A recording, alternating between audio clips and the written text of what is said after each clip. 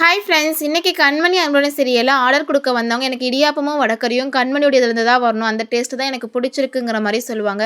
ராஜேஸ்வரியும் அவங்க பையனை எவ்வளவோ சொல்லியுமே அவங்க கேட்க மாட்டாங்க. உடனே அன்பு கிட்ட நிறையா கண்மணி பற்றி தப்பாக பேசி சொல்லி கொடுத்துருவாங்க. அன்புவும் அதே மாதிரி நிறைய கோவப்படுவாங்க அந்த டைமிங்கில்.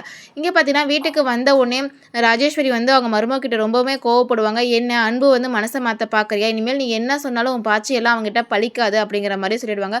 அன்புமே கோவத்தில் இனிமேல் கண்மணி எப்போவுமே இந்த வீட்டுக்கு வரமாட்டான்னு சொல்லிட்டு போயிடுறாங்க. எல்லாருமே ரொம்ப ஷாக்கில் நிற்கிறாங்க.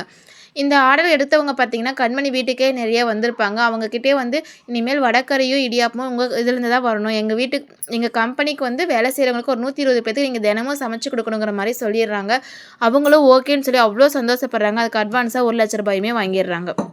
இங்கே பார்த்தீங்கன்னா அன்பு ரொம்ப ஏதோ வருத்தத்திலே யோசிச்சுட்டு இருக்காங்க. அப்போ மேனேஜர் சொல்கிறாங்க, இந்த மாதிரி ஆர்டர் ஃபுல்லாக கண்மணி இதுக்கு போயிடுச்சிங்க அப்படிங்கிற மாதிரி சொல்கிறாங்க. சரி நான் பார்த்துக்கிறேன்னு சொல்லிடுறாங்க. இங்கே பார்த்தீங்கன்னா ஃபேமிலியாக எல்லாம் உட்காந்து யோசிச்சுட்டு